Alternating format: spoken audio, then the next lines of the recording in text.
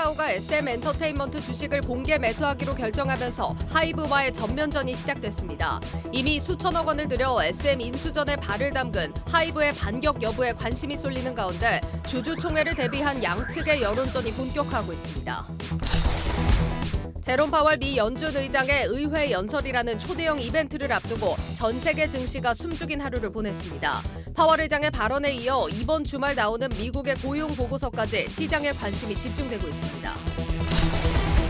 주식시장이 연일 박스권을 맴돌고 있는 가운데 현대차와 기아의 주가가 실적 기대감 속에 크게 오르고 있습니다.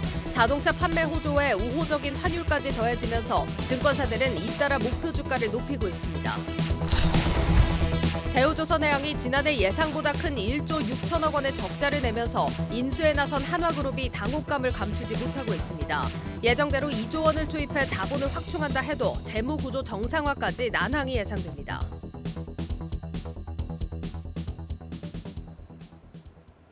뉴스 플러스 시작합니다. 첫 소식입니다. 카카오가 SM 엔터테인먼트 주식을 공개 매수하기로 결정하면서 하이브와의 전면전이 시작됐습니다. 이미 수천억 원을 들여서 SM 인수전에 발을 담근 하이브의 반격 여부에 관심이 쏠리고 있습니다. 무엇보다 이미 증권사들의 목표가를 넘어선 SM이 과연 이만한 돈을 주고 인수할 만한 가치가 있는 것인지에 대해서도 의견이 분분합니다. 자세한 내용은 IT바이오부 신동호 기자와 함께 알아보겠습니다. 신 기자, 일단 오늘 카카오가 전격 공개 매수 발표를 했죠. 예, 맞습니다. 이 카카오는 오늘부터 26일까지 SM 엔터테인먼트 주식을 주당 15만 원에 총 833만 3,641주를 공개 매수한다고 공시를 했습니다. 카카오는 입장문을 발표를 했는데요. 이 현재 해당 사업 협력과 3사의 중장기 성장 방향성이 위협받고 있는 상황인데 이 SM 엔터와의 파트너십을 안정적으로 유지하기 위해서 최대 주주 지위를 확보하는 것이 불가피하다고 판단했다면서 공개 매수 이유를 밝혔는데요. 이 카카오 공개 매수 규모는 SM 엔터 주식의 35%에 해당이 됩니다. 이 카카오와 카카오 엔터가 절반씩 나눠 매수를 한다는 계획인데요. 이 앞서 카카오 측이 이 SM 엔터 지분을 4.91%를 매입을 했죠. 그런데 이번에 이 공개 매수를 통해 지분을 추가 취득한다면 이 35%까지 추가 취득을 한다면 총 39.9%를 확보하겠다는 계획입니다. 이 시장에서는 이수만 전 총괄이 법원에 가처분 인용을 낸 거에 대해서 가처분 인용이 되면서 수수에 몰린 카카오와 SM 현 경영진 측이 뒤집기에 나섰다고 분석을 하고 있습니다. 그런데 주당 15만 원이라는 금액은 다소 높은 것 같습니다. 그럼에도 카카오가 SM 인수에 열을 올리는 이유 뭐라고 봐야겠습니까? 네, 사실 카카오 입장에서는 이 SM이 정말로 필요한 상황입니다. 최근 K-팝이 엔터테인먼트뿐만 아니라 이 IT 플랫폼 업계의 중요한 콘텐츠 중 하나가 되면서 앞으로 필수 성장 동력이 될 가능성이 높기 때문인데요.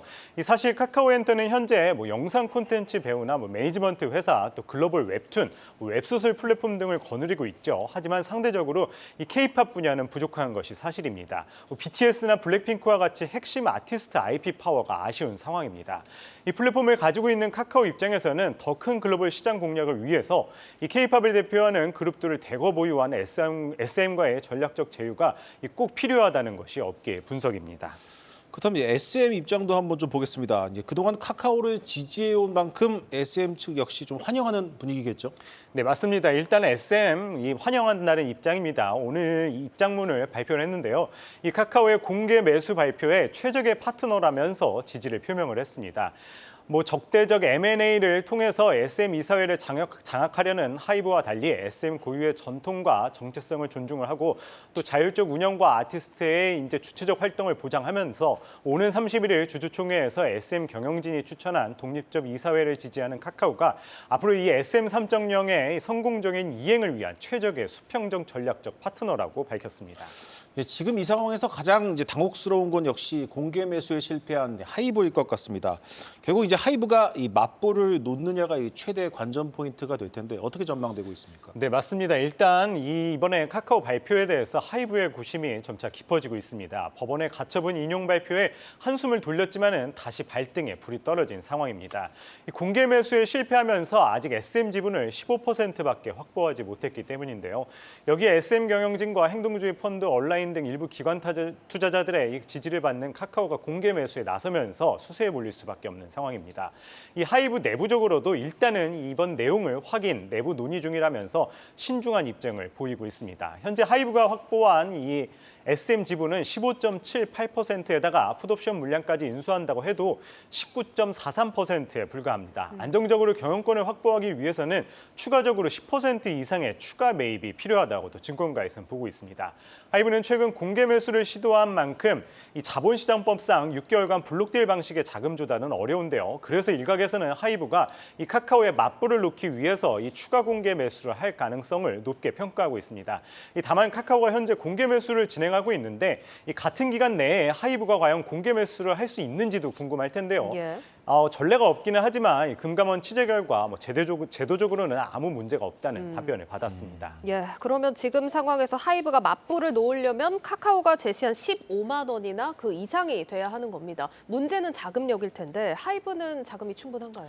네, 결론적으로 말씀을 드리자면은 이 자금에는 문제가 없습니다. 이 하이브가 공개 매수를 하려면 이 카카오가 제시한 15만 원 혹은 그 이상의 가격으로 해야겠죠. 예. 이 기존 하이브가 제시했던 공개 매수 금액 주당 12만 원보다는 20% 넘는 금액인 만큼 하이브 입장에서는 자금이 상당히 더 들어가야 합니다. 이 최근 업계에서 이 하이브가 SM 인수를 목표로 이 모건 스탠리를 주관사로 선정을 해서 이 최대 1조 원에 달하는 투자 유치에 나선 만큼 이 하이브가 이제 쉽게 물러서지 않을 것이라는 의견이 나오고 있는데요. 여기에 이 하이브가 이 지난해 9월 말 가용 현금이 약 1조 1천억 원 규모고 이 4분기 영업 현금 흐름과 1분기 신규 차입금 한 3,200원까지 더하면은 1조 원 후반대가 이 최대 자금 동원 능력으로 판단되는데요. 여기서 미국 힙합 레이블 QC 미디어 인수 자금을 빼면 SM 발행 주식 40%를 기준으로 이 하이브가 인수할 수 있는 공개 매수 인수할 수 있는 주당 가격이 16만 원까지 계산이 가능하다고 또 증권가에서는 분석을 하고 있습니다. 만약 하이브가 카카오보다 더 높은 가격으로 공개 매수를 시도를 한다면은 이번에 카카오의 반격이 또다시 수포가 될 수도 있겠죠. 예. 다만 한번 공개 매수에 실패한 만큼 하이브 입장에서도 선뜻 나서기가 쉽지 않은 상황입니다. 예, 그렇다면 이미 카카오가 제시한 15만 원이 시장 가격인데 카카오와 하이브가 이렇게 대규모 자금을 투입할 정도로 SM이 그 정도의 가치가 있냐 하는 의문이 듭니다. 어떻습니까? 네, 일단 SM 주가를 한번 살펴보겠습니다. 지난달 1일이었죠. 86,700원이었던 SM 주가 오늘 기준 종가 기준으로 149,700원까지 뛰었습니다. 60% 넘게 올랐는데요. 이 증권가에서는 지분 경쟁을 떠나서 일단 SM에 대해서는 충분히 매력적이라고 평가를 했습니다. 현재 9개의 증권사가 SM에 대해서 보고서를 냈는데 6개 증권사가 목표가를 올렸습니다. 이 단순 평균으로만 본다면은 목표가가 약 한 12만 5천 원 수준으로 볼 수 있는데요. 예. 이 오는 종가로 이 14만 9천 원인 걸 볼 때 상당히 부담스러운 가격이라고 할 수 있습니다. 이 목표가와 괴리율이 가장 큰데요. 이 목표가와 주가가 역전된 경우 이 기업 가치에는 크게 변화가 없는데 일시적인 수급 요인 때문에 주가가 급등한 경우가 많아서 한 번에 이 차익 매물이 나올 수 있는 만큼 그만큼 이제 주의해야 된다는 목소리가 나오고 있습니다. 그래도 앞서 이야기했듯이 SM의 사업 자체로만 볼 때는 이 매력적이라는 평가가 많습니다. 일단은 국내 엔터주의 주가가 저평가가 되어 있고요.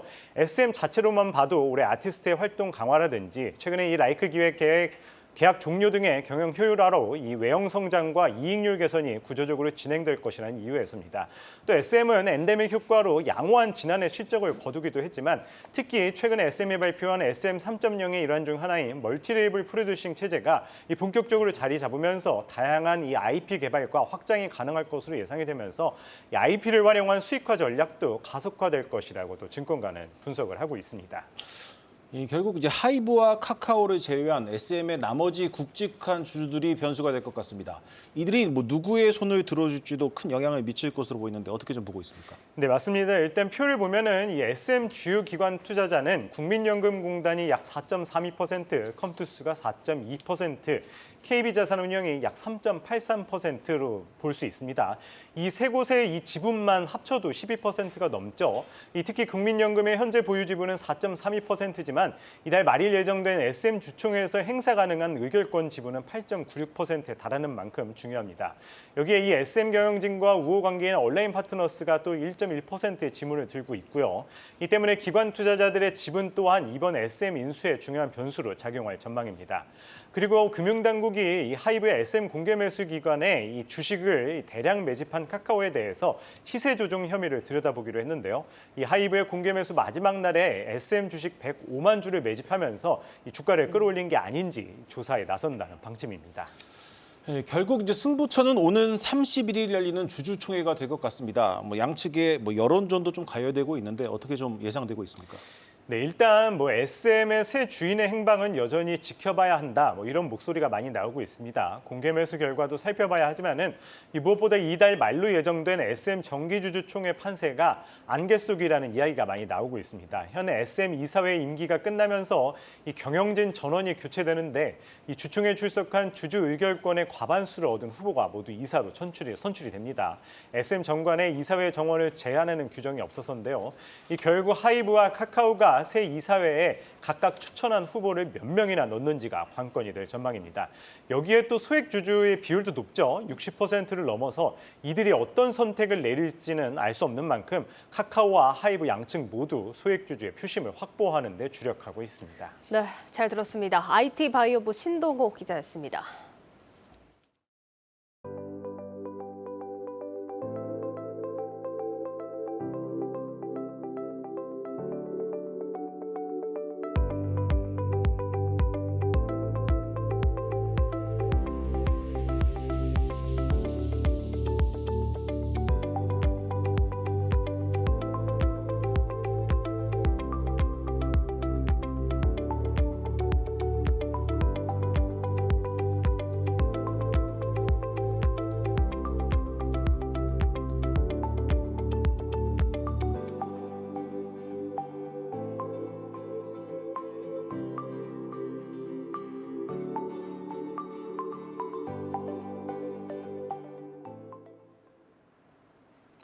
오늘 주식시장 상황 짚어보겠습니다. 증시 프리즘 홍원표 기자 나왔습니다.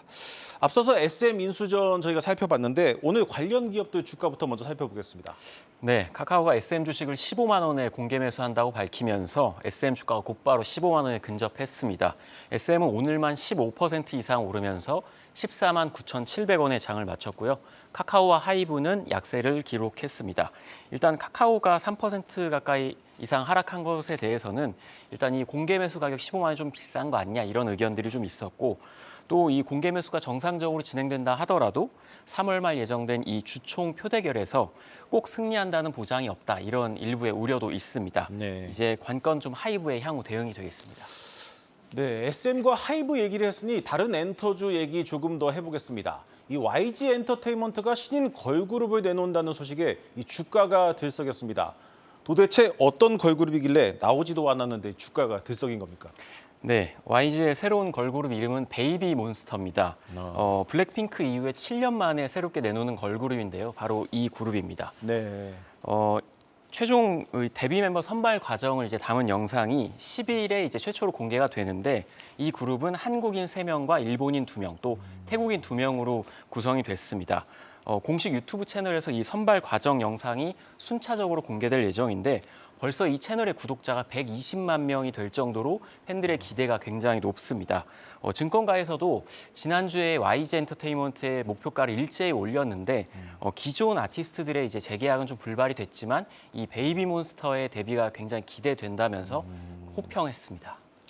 네, 다음은 좀 2차 전지 소식도 한번 알아보겠습니다. LG 에너지 솔루션이 글로벌 전기차 배터리 시장에서 점유율 3위를 기록했습니다. 이게 중국 업체를 제외하면 글로벌 1위인 거죠? 그렇습니다. 중국 시장을 포함하면 3위지만 이제 중국을 제외하면 1위를 차지했는데요. LG 엔솔은 연간 누적 배터리 사용량이 전년보다 1.5배 증가했습니다. 네. 점유율은 24.4%로 1위를 차지했고요. 중국 업체가 2위, 또 일본의 파나소닉이 3위를 기록했습니다. 그리고 우리 기업인 삼성 SDI와 SK온도 4위와 5위를 기록을 했는데 이 소식에 LG 에너지 솔루션이 3%대, 또 LG화학도 2%가량 강세로 장을 마쳤습니다.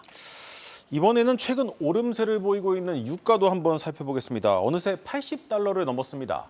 유가 상승 덕분에 오늘 관련 기업들 주가도 강세를 나타냈습니다.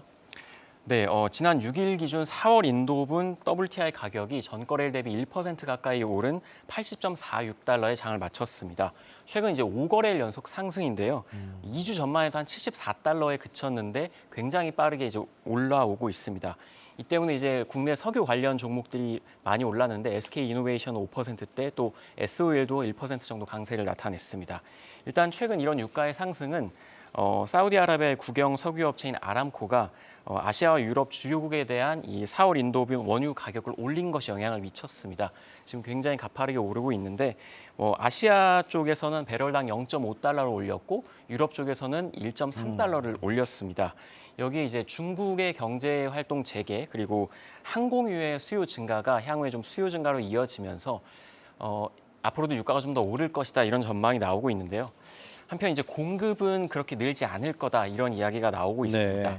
산유국 협의체인 오펙 플러스는 지난달 하루 200만 배럴의 감축 정책을 연말까지 지속하겠다 이렇게 밝힌 바 있는데 이 때문에 이제 골드만삭스는 올해 하반기에는 유가가 배럴당 이제 100달러를 넘을 거다 이런 전망도 내놨습니다.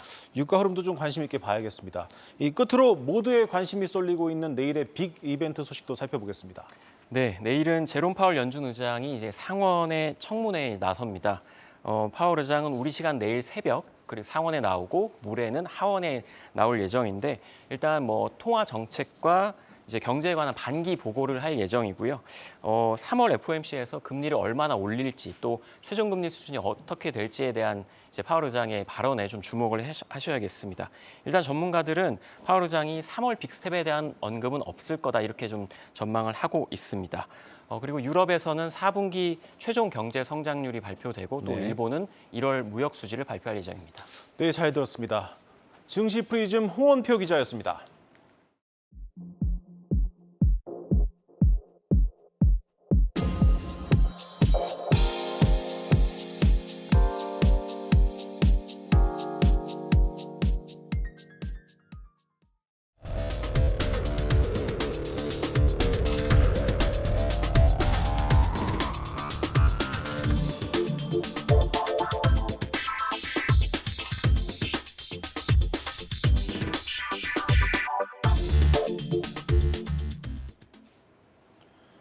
글로벌 경기 침체로 우리 주력 산업 전반이 좋지 않은데 유독 자동차 산업은 예외입니다. 현대차와 기아의 연초 판매 실적이 예상치를 크게 웃돌면서 지난해에 이어 올해도 최대 실적을 기록할 것이란 전망이 나오고 있습니다. 특히 올해는 지난해와 달리 원자재 값도 한층 안정된 상태여서 수익성 개선 효과도 기대되고 있습니다. 오늘 심층 분석 산업부 신재근 기자와 하나하나 짚어보겠습니다. 신 기자, 현대차와 기아 얼마나 차가 잘 팔리고 있는 겁니까? 네, 먼저 올해 1월과 2월 두 달간 이 현대차와 기아의 차량 판매는 1년 전보다 각각 8.5%, 12.5% 늘었습니다. 이 반도체 수급 정상화로 차량 생산이 증가하면서 판매도 덩달아서 늘고 있는 겁니다. 이 금리 인상과 경기 침체로 올해 차 판매가 부진할 것이란 당초 예상이 많았지만 뚜껑을 열어보니까 결과는 정반대였습니다. 특히 미국과 인도에서 판매가 크게 늘고 있는데요. 현대차와 기아는 미국에서 1월과 2월 최다 판매 기록을 세웠고 인도 역시 1월 월간 기준으로 역대 최다 판매 기록을 새로 썼습니다. 차량 판매가 크게 늘면서 이 재고는 매우 낮은 수준을 유지를 하고 있는데요. 현대차와 기아는 약 한 달분의 현재 재고만을 보유하고 있습니다. 이 적정 재고를 평가받는 이 두 달치 약 60일의 절반 수준에 불과합니다. 이 미국 판매 딜러의 판촉비로 지급하는 인센티브 역시 현대차와 기아는 미국 시장 평균보다 한참 낮습니다. 이 다른 완성차 회사보다 인센티브를 적게 쓰고도 차가 잘 팔리고 있다는 뜻입니다. 예. 올해 현대차는 전 세계 시장에서 400만 대, 기아는 300만 대 판매를 돌파해서 이 글로벌 점유율 10%를 달성할 것으로 시장 전문가들은 보고 있습니다. 네, 주력 시장인 미국 그리고 신흥 시장이죠. 인도 판매가 늘고 있다는 점이 두드러집니다. 세부적으로 보면은 어떤 차가 잘 팔리면서 이익이 늘어나는 겁니까? 네, 현대차와 기아 모두 수익성이 높은 차종으로 분류되는 SUV가 잘 팔립니다. 네. 이 현대차와 기아의 미국 내 SUV 판매 비중은 지난달 처음으로 70%를 돌파했습니다. 이는 두 회사의 판매 전략이기도 한데요. SUV엔 고급 옵션이 많이 탑재돼서 수익성이 높은 편입니다. 이 때문에 SUV 중심으로 생산과 판매를 좀 가져가는 편입니다. 차량 가격이 비싼데도 잘 팔리는 건요. 그만큼 현대차와 기아의 브랜드 경쟁력이 높아졌다는 것을 방증하는 결과이기도 합니다. 자동차 업계에선 올해 1분기 현대차와 기아의 이 평균 판매 가격이 이 SUV 판매 증가에 힘입어서 1년 전 같은 기간보다 10% 이상 높아질 것으로 예상합니다. 이번에는 좀 비용이 줄어드는 측면도 짚어보겠습니다. 이 차값의 상당 부분을 차지하는 이 강판 가격이 인하될 조짐을 보이고 있습니다. 이 철강사와의 협상 어떻게 좀 진행되고 있습니까? 네, 먼저 강판 가격은 이 상반기와 하반기 이 철강사와 완성차 회사 간의 협상을 거쳐서 결정이 되는데요. 예. 네. 현재 현대차가 포스코, 현대제철 등 이 철강사 간의 이 상반기 가격 협상을 진행을 하고 있습니다. 이 한 달 넘게 이어진 이 강판 가격 협상은 현재 막바지에 접어들어서 이 3월 내에 타결될 수 있다는 예상이 나옵니다. 시장에선 톤당 15만 원 인하하는 방안을 유력하게 보고 있습니다. 이는 강판의 원재료인 철광석과 석탄 가격이 올 들어서 크게 떨어졌기 때문인데요. 협상 과정을 잘 아는 업계 관계자는 이 철광석 가격이 떨어졌음에도 불구하고 이 현재 철강사들은 현대기아의 물가 상승분을 반영해 달려며 치열한 협상을 하는 상황이라고 분위기를 전했습니다. 이 만약 차량용 강판 가격이 인하되면 지난 2020년 하반기 이후 2년 반 만입니다. 앞서 2021년에는 톤당 17만 원이 인상됐고 지난해는 톤당 25만 3천 원 올랐습니다. 이 현대차와 기아가 한 해에 강판 700만 톤 정도를 사용하는 것을 감안하면 인하폭을 고려했을 때 이 산술적으로 올해 강판 구매비를 작년보다 이 1조 원 이상 아낄 수 있다는 계산이 나옵니다. 네, 이번에는 이 전기차도 한번 살펴보겠습니다. 사실 전기차는 팔아도 남는 게 별로 없어서 판매를 늘리는 것보다 이 수익성을 확보하는 게 더 중요한 상황입니다. 그런데 이 현대차 그룹이 올해 이 전기차의 생산성을 크게 높일 수 있는 어떤 전환점을 마련한다고 들었습니다. 어떤 내용입니까? 네, 먼저 영상부터 하나 보시면은 이 현대차 그룹이 이 올해 4월 문을 지금 나오는데요. 올해 4월 문을 열 예정인 이 싱가포르 혁신센터 공장의 가상 모습입니다. 이 각각의 위치에서 아이오닉 5와 이 PBV 등 여러 종의 차가 이 생산이 되고 있습니다. 이 기존 공장은요, 이 하나의 라인에서 차체 조립부터 도장, 검수 등을 일괄적으로 해야 하다 보니까 이 작업자가 많이 필요하고 이 부품이 하나라도 없으면 라인 전체가 멈추게 되는 사태가 발생합니다. 또 여러 종의 차를 한꺼번에 생산하기 어렵다는 한계도 갖고 있습니다. 하지만 싱가포르 혁신센터의 생산 방식은 작업 대부분을 로봇이 하게 돼서 이 작업자가 기존의 절반 이하로 줄어들게 되고 생산성도 높일 수 있습니다. 이렇게 되면 현재 테슬라의 10분의 1 수준으로 평가받는 이 전기차 수익성이 높아질 것으로 보입니다.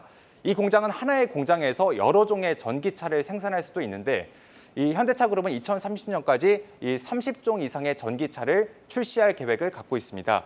이 새 공장에선 아이오닉 5 등 연간 3만 대의 전기차를 생산하고 이 공장의 생산 방식은 기존 공장에도 적용될 예정입니다. 네, 뭐 자동차가 잘 팔리고 비용이 줄어든다면 당연히 수익은 잘 나올 수밖에 없을 것 같은데 현대차, 기아 올해도 사상 최대 실적이 예상된다고요? 그렇습니다. 이 금융정보업체 FN 가이드에 따르면요. 현대차의 올해 연간 예상 영업이익은 이 10조 315억 원입니다. 이 지난해 거둔 사상 최대 실적보다 높은 수치입니다. 네. 기아도 마찬가지입니다. 기아는 올해 8조 원 넘는 영업이익을 기록할 것으로 예상이 되는데요. 지난해 영업이익과 비교했을 때 10% 이상 높습니다. 이 증권사들은 연간 영업이익 전망치를 올리고 있습니다. 지난해 워낙 이익이 잘 나왔기 때문에 올해는 다소 보수적으로 전망을 했는데요. 하지만 예상과 다르게 상황이 전개되고 있습니다. 다올투자증권은 심지어 현대차의 매출액을 158조 원으로 또 영업이익은 13조 원까지 내다봤습니다. 이 증권가는 목표 주가도 올리고 있는데요. 이 현대차는 28만 원, 기아는 12만 원까지 각각 목표 주가를 높였습니다. 네, 잘 들었습니다. 오늘 심층 분석 산업부 신재근 기자였습니다.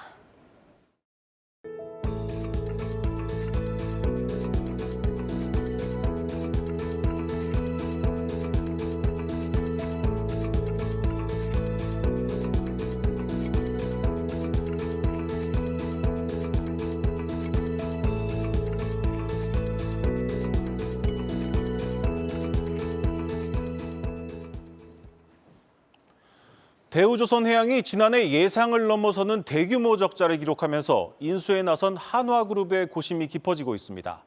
유상증자를 통해 대우조선을 인수하기로 했는데 대규모 적자 때문에 예정했던 2조 원을 쏟아부어도 재무구조 개선까지 난항이 불가피해졌습니다.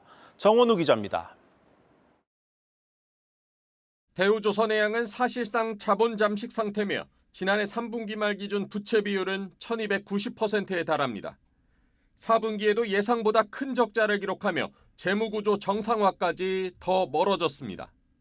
대우조선해양은 지난해 적자에 대해 대부분이 미래 손실을 선반영한 충당금이라면서 제한적인 설명만을 내놨습니다. 이런 가운데 인수를 추진 중인 한화그룹은 예상보다 큰 적자 폭에 당황한 기색입니다. 한화그룹은 주요국 결합 승인이 끝나면 제3자 유상증자 방식으로 대우조선에 2조 원을 수혈할 예정입니다. 기존 지분 인수가 아닌 자본 확충 성격의 유상증자로 재무구조 개선까지 노리고 있는 겁니다. 하지만 2조 원을 투입하더라도 이미 3조 원을 향해 가는 대우조선해양의 결손금을 충당하기엔 역부족입니다. 또 자본 확충 이후 부채 비율은 당초 기대했던 200%대가 아닌 400%를 넘어설 것으로 보입니다. 조선사의 부채 비율은 일감으로 분류되기도 하지만 100에서 200%대인 경쟁사와 비교해 여전히 높은 수준입니다. 한화그룹은 인수를 추진하면서 대우조선해양이 이미 저가 수주 물량과 부실을 상당 부분 해소했다고 판단했습니다. 3.5년치 일감 확보에 따른 조기 흑자 전환 기대도 내비쳤지만 러시아 선사와의 1조 원 규모 쇠빙 LNG선 계약 해지 부담과 비용 상승 이슈 등 단기간 해결이 어려운 악재들도 여전합니다. 인수 이후 재무구조 정상화까지는 적지 않은 돈과 시간이 추가로 필요할 수 있다는 얘기입니다. 한국경제TV 정원우입니다. 올해 주주총회에서 인삼공사 분리상장 안건을 처리하라며 KTNG를 압박해온 행동주의 펀드가 이를 철회했습니다. 처음부터 정당한 주주 제한과 무리한 경영 간섭 사이에서 논란을 키웠던 터라 이번 주주 제한은 명분이 약해졌다는 지적까지 더하게 됐습니다. 유호성 기자가 보도합니다. 지난해 10월부터 KTNG를 상대로 한 주주 제한 활동을 펼쳐온 행동주의 펀드 플래시라이트 캐피털 파트너스. 올해 주총에서 인삼공사 분리상장 안건을 상정해달라고 최근 법원에 제기한 가처분 신청을 철회하기로 했습니다. FCP는 이번 인삼공사 분리상장 가처분 신청을 취한 것에 대해 인적 분할 준비 과정에 이사회 논의가 빠졌다는 KTNG 측 입장을 받아들인 것이라고 설명했습니다. 그러면서 이달 말 열릴 주주총회가 끝난 뒤 자신들이 심은 사회이사를 통해 인삼공사 분리 안건에 대해 다시 논의를 시작할 것이라고 밝혔습니다. 이번 주총에서는 저희가 차석용, 황우진이라는 독립적 사회이사분을 추천하니 이분들이 사회이사를 되신 다음에 이사회와 협력해서 추진하면 되겠다 생각을 해서 그렇게 계획을 바꾼 겁니다. 가처분 취하가 인삼공사 분리상장 요구 포기는 아니다. 이보 전진을 위한 일보 후퇴다라는 설명이지만 핵심 요구사항이 빠지면서 주주 제한의 명분이 약해졌다는 지적을 피할 수 없게 됐습니다. FCP는 인삼공사를 독립해 K푸드 산업으로 키우겠다고 주장하며 KTNG의 인삼공사 분리상장을 요구해왔기 때문입니다. 애초부터 이번 주주 제한은 정당성을 놓고 갑론을 박에 휘말렸습니다. 소액주주가 주주 제한권을 행사해 지배구조 개선을 요구하는 것은 정당하지만 1%대 지분을 가진 행동주의 펀드가 해당 업계에 경력이 없는 인물을 사회이사 후보로 추천하는 것은 무리한 경영 간섭이 아니냐는 지적이 나온 겁니다. FCP는 KTNG 출신인 허철호 인삼공사 사장의 전문성을 문제 삼으며 차석용 LG생활건강 부회장과 황무진 전 프루덴셜 생명보험 대표를 사회이사 후보로 내세웠는데 이들은 인삼사업 비전문가들입니다. 인삼공사 분리를 통한 시너지 효과에 대해서도 논란이 컸습니다. FCP는 인삼공사를 분리하면 2027년까지 매출 5조 원에 기업 가치 18조 원 정도의 회사로 충분히 성장할 수 있다고 주장했지만 시장에선 오히려 KTNG 기업 가치를 저해해 주가 상승에 도움이 되지 않는다는 의견이 우세했습니다. KTNG 주가는 행동주의 펀드 주주 제한 이후 약 6% 떨어져 행동주의 펀드와 분쟁에 휩싸인 다른 기업 주가가 줄줄이 오르는 것과 대조적인 흐름을 보였습니다. 한국경제TV 유호성입니다. 제2의 게놈으로 불리는 마이크로바이옴이 제약바이오 업계의 화두로 떠오르고 있습니다. 쉽게 말해서 건강한 사람의 대변에 있는 마이크로바이옴, 즉 미생물을 이용해 장염을 고칠 수 있는 길이 열리고 있는 겁니다. 이미 다양한 기업들이 마이크로바이옴을 이용한 치료제 개발에 도전하고 있다고 합니다. 자세한 내용 IT바이오부 김수진 기자와 알아보겠습니다.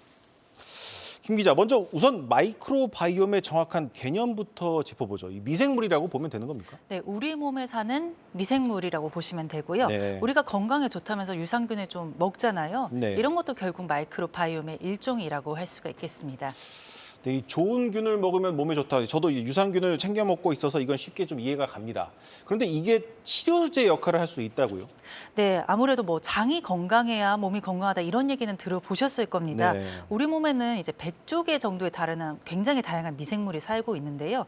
특히 장 속에 많이 살면서 뭐 면역 체계도 형성을 하고 효소를 만드는 등 인체와 다양한 상호 작용을 하고 있다고 합니다.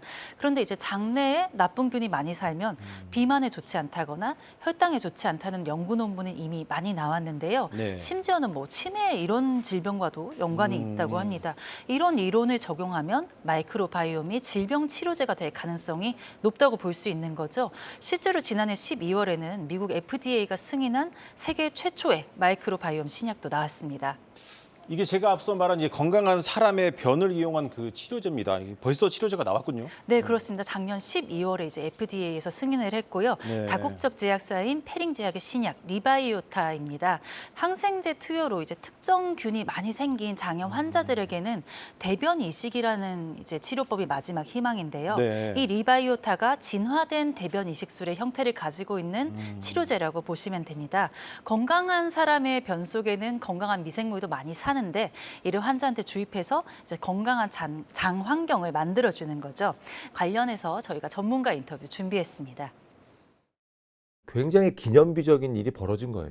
최초의 마이크로바이옴 치료제가 이제 미국 FDA의 승인을 받게 됐으니까 마이크로바이옴은 미래 먹거리 산업이 될 확률이 굉장히 높다라는 생각을 하고 있습니다. 왜냐하면 수많은 난치성 질병들이 있고 이제 마땅한 치료제가 없기에 그냥 난치 질환 분야에 어떤 새로운 가치를 창출해낼 수 있고 마이크로바이옴에 기반한 생균 치료제가 굉장히 새롭고 매력적인 개발의 분야이다. 다만 이제 해당 치료제는 아직까지 환자들에게 약간의 거부감을 줄 수 있다는 한계가 있는데요. 입으로 먹는 경구용이나 이제 주사로 맞는 정맥 주사가 아니라 항문을 통해 투여하는 시기라서 아직 약간 허들은 있어 보입니다.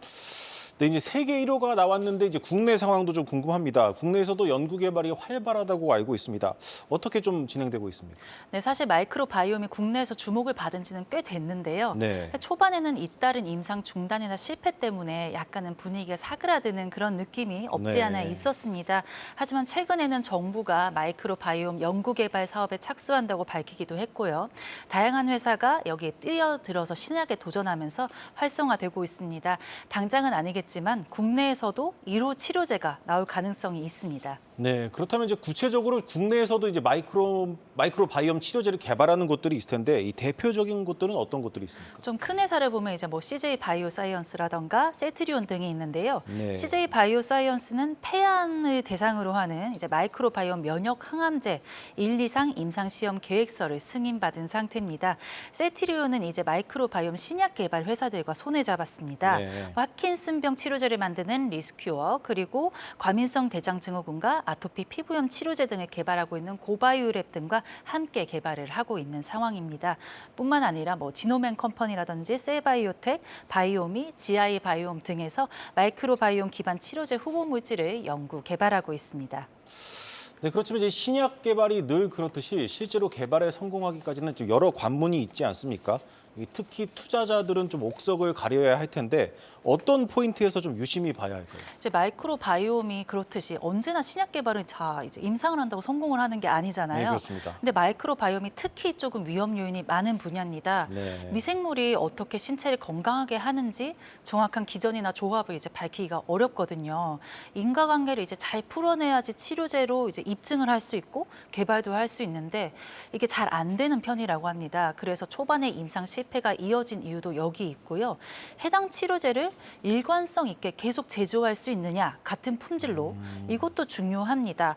또한 이제 먹는 치료제라고 생각이 되면 앞서 우리가 이야기했던 유산균과 이것이 무엇이 다른가, 결국 건강기능식품과 어떠한 차별점을 가지고 있을지도 생각을 조금 해야 하고요. 또 다른 한계도 있다고 합니다. 전문가 인터뷰 준비했습니다. 얼마나 효능 좋은 미생물 균주들을 많이 찾아냈느냐, 얼마나 대량 생산을 잘해서 경구용 캡슐 제제로 안정적으로 만들 수 있느냐, 이러한 일들이 정말 앞으로 중요해지겠죠. 임상시험을 할 수 있는 제도적인 기반은 마련이 되어 있고요. 국내에서는 마이크로바이옴 치료제를 대상으로 GMP 환경에서 생산을 할 수 있는 설비를 갖춘 공장이 많이 없습니다. 미래 먹거리 산업이 될 수 있는 이 마이크로바이옴이지만 조금 더 꼼꼼히 따져보고 투자를 결정하시는 게 좋겠습니다. 오늘 잘 들었습니다. IT바이오부 김수진 기자였습니다.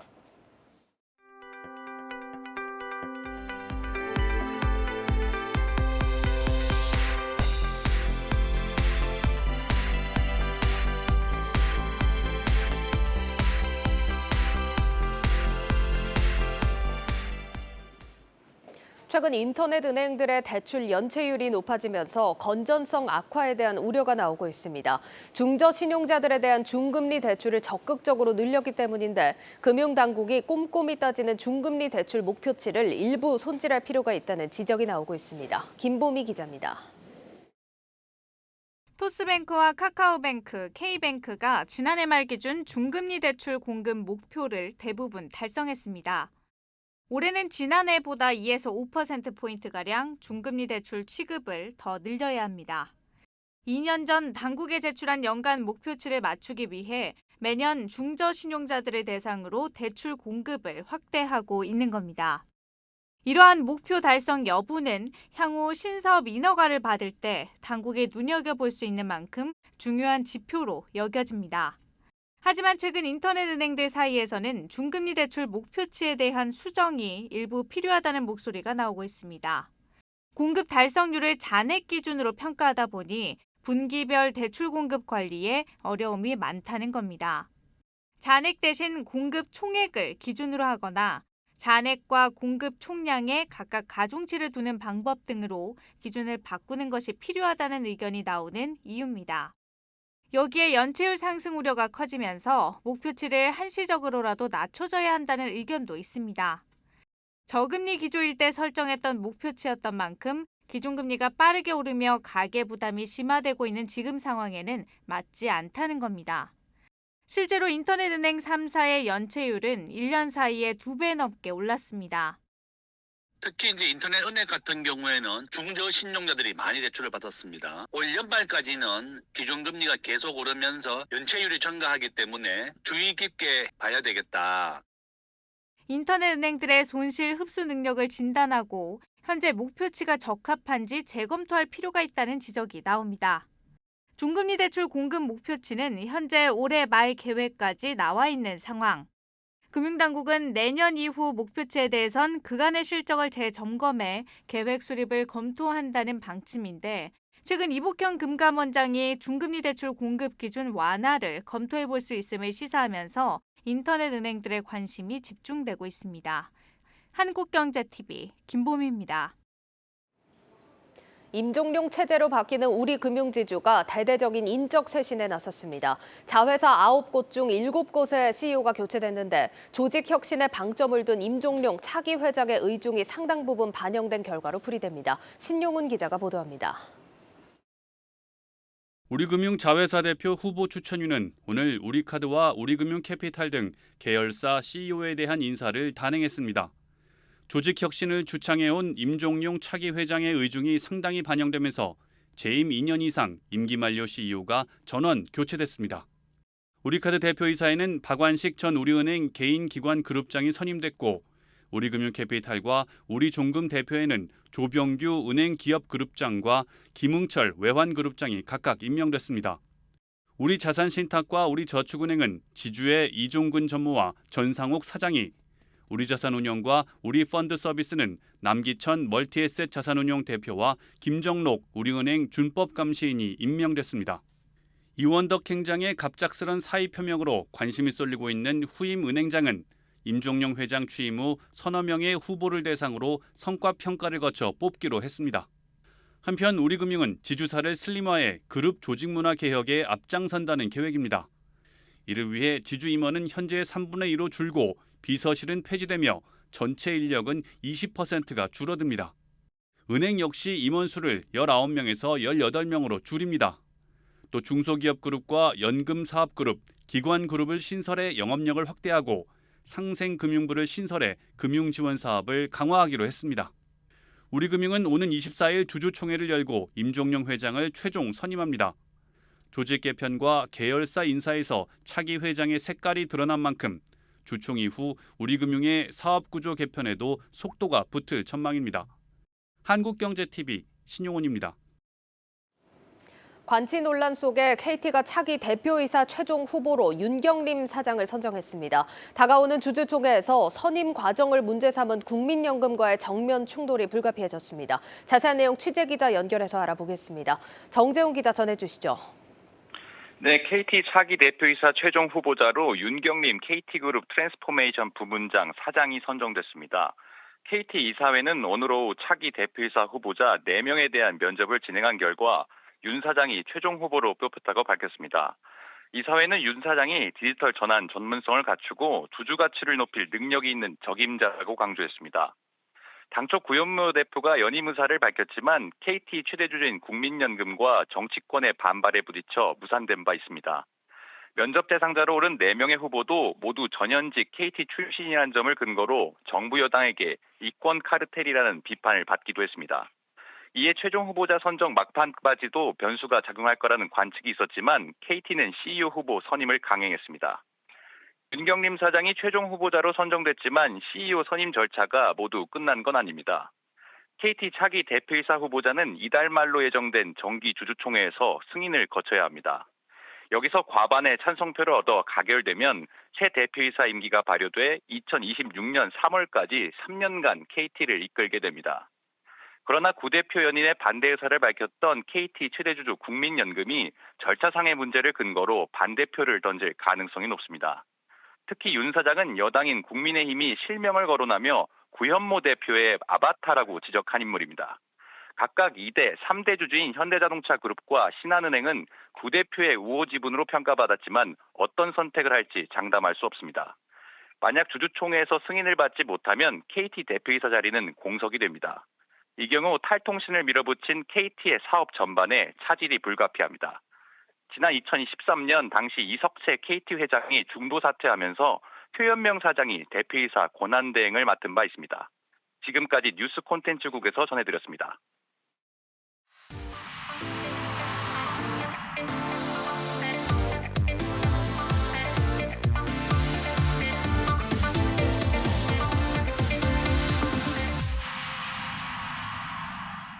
네, 고웨스트 시간입니다. 오늘 골드만삭스가 6년 만에 애플에 대해 매수 리포트를 내면서 화제가 됐습니다. 이 내용 조연 기자와 함께 살펴보겠습니다. 조 기자, 이 보고서 보니까 시장이 놓치고 있는 게 있다, 이런 언급이 또 나왔더라고요. 네. 뭐 시장이 놓친 건지 아니면 골드만삭스가 놓친 그러게요. 건지 모르겠습니다. 골드만삭스가 애플이 주요 제품군의 수요 감소에도 지속적인 성장이 기대된다며 매수 추천 보고서를 냈습니다. 애플의 목표 주가는 $199로 제시가 되는데요. 이는 현 주가에서 한 32% 가까이 오를 수 있다, 이렇게 본 겁니다. 예. 이 보고서를 낸 골드만삭스의 마이클 응 애널리스트는 투자자들이 제품 수요 성장 둔화에만 잘못 초점을 맞추고 있다, 이렇게 말을 했는데요.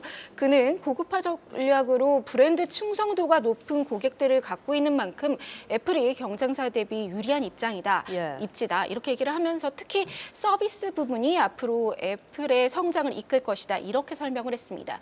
여기서 응 애널리스트가 주목한 서비스 부분은 앱스토어를 비롯해서 애플 TV와 애플 뮤직, 피트니스, 또 아케이드 등이 포함이 되는데요. 네. 이 부분의 성장이 애플 제품의 수요 감소를 상쇄하고도 남을 것이라고 말했고요. 그리고 서비스 부분의 성장이 결국 애플 제품을 다시 소비하게 만드는 선순환 고리가 될 것이다, 이렇게도 덧붙였습니다. 네, 오늘 이런 긍정적인 평가의 애플 주가 흐름도 좋았습니다. 오늘 또 이게 이슈가 되는 게 골드만삭스가 애플이 한창 오를 때도 매도 리포트를 냈었고, 그렇죠. 애플에 대한 평가가 상당히 박했었잖아요. 맞습니다. 이번 보고서 이슈되는 이유가 바로 그것이죠. 네. 골드만삭스가 상당 기간, 오랜 기간 부정적인 의견을 내놓았었는데요.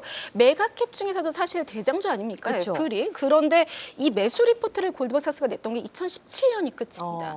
그리고 나서 2018년에 중립으로 바꾸고 이후 목표가를 계속 낮추는 등 부정적인 뷰를 내다가 2020년에 매도 리포트를 냅니다. 그런데 이후에 애플의 주가가 한 6개월 정도 안에 70%가 오르거든요. 그랬더니 애플 주가가 오를 때가 아니다, 지금이라도 팔아라, 이러면서 자신들의 근거를 설명하는 슬리포트를 또다시 냈습니다. 결국 한 해가 지난 2021년이 돼서야 우리가 애플에 대해서 좀 틀렸었다, 이러면서 투자 의견을 매도해서 중립으로 변경을 했는데 당시 목표가도 당시 주가보다 낮은 수준을 제시했습니다. 그러니까 주가는 고평가가 되었다 이렇게 본 거죠. 예. 제가 그래프를 하나 준비했는데요. 골드만삭스의 마지막 매수 추천 이후 애플 주가 얼마나 뛰었을까요? 무려 300% 뛰었습니다. 그러니까 2017년 이후로 300% 뛴 거예요. 그렇습니다. 뭐 2019년으로 보셔도 거의 비슷하죠. 그러네요. 같은 기간에 S&P 500 지수 60% 정도 오른 것을 비교하면 큰 성장입니다. 그러다 보니까 투자자들 사이에서는 늦어도 너무 늦은 매수 추천 아니냐 이런 말들이 나오고 그렇네요. 있습니다. 골드만삭스에서 이제 애플 커버를 주도적으로 했던 로드홀 애널리스트가 있는데요. 이 애널리스트가 지난해에 은퇴하고 새로 맡게 된 마이클 응이 자신의 커버 시작을 알리는 보고서를 내면서 드디어 골드만삭스가 뷰를 바꾼 것입니다. 그렇군요. 좀 자세하게 보자면 앞서서 내용을 보면은 결국 애플의 네. 서비스 사업이 앞으로 큰 돈을 벌어줄 거다. 이런 내용입니다. 자세히 볼까요? 그렇습니다. 가장 최근 실적을 보면요. 지난해 분기 실적이 1,171억 5,400만 달러입니다. 이 중에서 매출 비중 제품이 한 82%, 963억 달러에 달하고요. 서비스 매출 18%에 달합니다. 물론 20%에 아직 미치지 않지만 2019년에 비교해서 보았을 때 상당히 성장이 빠른 모습입니다. 예. 그리고 이 성장이 앞으로 5년간 매년 11%의 연간 성장률을 나타낼 것이다라는 전망인데요. 이는 제품 부문의 매출 증가율 7%보다도 높은 수준입니다. 그러니까 지난 한 해 전체로 애플의 서비스 부분 매출을 집계해보면 794억 달러 정도 됩니다. 이게 이제 인텔의 한 해 매출이 630억 달러거든요. 그러니까 인텔의 전체 매출도 넘어서고요. 넷플릭스 같은 경우는 매출 한 2배 정도 됩니다. 그래서 물론 앱스토어의 비중이 지금 현재로서는 가장 큽니다만 앞으로 TV와 뮤직, 피트니스 등의 구독 비즈니스 성장세도 가파르다고 하고 있고요. 예. 그리고 사실 이제 시장에서 가장 기다리는 진짜 애플 애저 서비스는 아이폰 구독 서비스입니다. 네, 그렇죠. 화제가 많이 되고 있는데 네. 이게 서비스형 애플이라고 불립니다. 이게 그러니까 고정 요금으로 계속해서 최신 아이폰을 계속해서 쓸 수 있는 이런 서비스인 거죠? 그렇습니다. 할부 프로그램이 아니고요. 네. 최신 기기를 그 할부 구매하는 업그레이드 프로그램이 아니라 고정 요금으로 기기를 대여하는 형태인데요. 뭐 구독 서비스는 사실 지난해부터 이야기가 나와서요. 지난해 연말에 출시된다 했다가 올해 초로 출시 예정이 좀 지연되고 계속 지연되는 모습입니다. 그런데 이제 이 애플 측에서는 아직은 뭐 정확한 공식 입장을 내놓지는 않고 있어요. 예. 그런데 이제 하드웨어 구독 서비스 같은 경우는 이제 장기간 대출을 제공해주는 월 단위 할부 프로그램을 또 애플이 준비하고 있거든요. 애플페이로. 그래서 이것 개발과 연결되어 있어서 도입이 늦어지고 있다 이런 보도가 나왔고요. 미국에서는 뭐 많은 기업들이 이미 하드웨어 구독 서비스를 제공하고 있습니다. 구글의 크롬북도 있고 펠로톤의 자전거 렌탈과 운동 강습 프로그램 등 구독 상품을 엮어서 하는 곳이 있죠. 그래서 시장에서는 아이폰을 시작으로 아이패드 그리고 애플워치 등을 포함한 주요 기기들을 묶어서 여러 구독 모델이 나올 수 있다. 이렇게 주목하고 있습니다. 알겠습니다. 마지막으로 애플에 대한 월가 평가 좀 종합해서 보도록 하겠습니다. 골드만삭스 외에도 모건 스탠리도 애플을 최선호주 이렇게 주목을 하고 있다면서요? 네, 모건 스탠리 보고서도 뭐 한 이틀 전에 나왔거든요. 예. 그래서 앞서서 애플의 목표가를 상향 조정했는데요. 앞으로 12개월 목표 주가는 기존 175달러에서 180달러로 좀 소폭 올렸지만 중기적으로는 230달러까지 올라갈 수 있다. 이런 전망을 내놨습니다. 모건 스탠리의 에릭 우드링 애널리스트는 5가지의 모멘텀을 꼽았는데요. 먼저 새 아이폰 출시를 기다리고 있는 수요와 또 소비자들의 지출 회복세로 아이폰 판매 증가를 기대했고요. 또 골드만이 주목하고 있는 서비스 부문의 성장 가속화, 그리고 아이폰 15과 VR 헤드셋, 웨어러블 등 신제품 출시 효과도 있고, 또 마지막으로 역시 하드웨어 구독 서비스 도입 가능성을 애플의 넥스트 모멘텀으로 주목했습니다. 그리고 월가 아이비들이 최근 제시한 목표가들도 한번 볼까요? 3월에 나온 것들을 저희가 준비해 왔는데요. 제프리스가 195달러, UBS 180달러, 에브코어 190달러로 대부분 높은 180에서 190달러 정도를 목표가를 상향하는 추세입니다. 네, 여기까지 듣도록 하겠습니다. 고웨스트 조연 기자였습니다.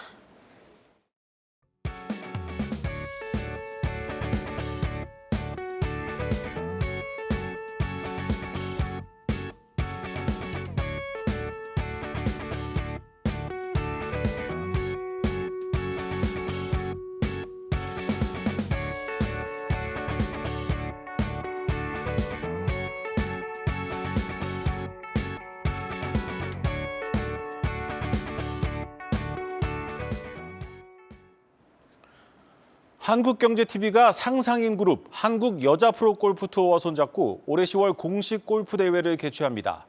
총 상금이 12억 원에 달할 정도로 경기를 하는 홀수와 상금 면에서 규모를 크게 늘렸습니다. 문영민 기자입니다. 한국경제TV가 상상인 그룹 그리고 한국여자프로골프투어와 함께 오는 10월 골프대회를 개최합니다. 새 기관은 7일 서울 강남구 KLPGT 사무국에서 상상인 한국경제TV 오픈 대회 개최 조인식을 진행했습니다. 좋은 때 좋은 파트너하고 대회를 열게 돼서 굉장히 기쁘고 영광스럽습니다. 여러 대회 중에 하나가 아니라 많은 사람들에게 재미와 감동을 주는 그런 기억 남는 대회가 되도록 그렇게 운영이 되었으면 합니다. 한국경제TV와 상상인그룹이 공동 주최하고 KLPGT가 주관하는 이번 경기는 10월 19일부터 22일까지 나흘간 열립니다. 대회가 치러지는 경기장과 코스는 아직 정해지지 않았지만 72홀 스트로크 플레이 방식의 총 상금은 12억 원에 달합니다. 지난해 경기 기간이 3일, 홀수가 54홀, 총 상금이 10억 원이었던 것과 비교하면 전체적으로 규모가 확대된 겁니다. 총 상금 10억 원을 내걸고 개최될 본 대회가 역대 최대 규모로 펼쳐지는 KLPGA 투어에 더 활기를 불어넣을 것으로 기대가 되는군요. KLPGA도 본 대회가 최고의 대회로 열릴 수 있도록 아낌없는 지원을 약속하겠습니다. 한편 이번 행사는 IT, 금융, 중공업 서비스 등을 영위하는 상상인 그룹이 회사 설립 이후 개최하는 첫 공식 골프 대회입니다. 저희가 처음 하는 공식 대회다 보니까 부족한 점이 많을 겁니다. 그만큼 협회랑 많이 논의하고 한국경제TV랑 협조해서 꼭 성공적인 대회를 이루도록 하겠습니다. 더불어 상상인그룹은 이번 대회를 통해 골프 등 스포츠를 매개로 한 고객과의 소통에 적극 나서겠다는 계획입니다. 국내 골프퀸들이 상상인 한국경제TV 오픈에서 가을 하늘을 향해 시원하게 쏘아 올릴 명품샷이 벌써부터 관심을 모으고 있습니다. 한국경제TV 문형민입니다. 뉴스 플러스 오늘 준비한 순서는 여기까지입니다. 시청해주신 여러분 고맙습니다.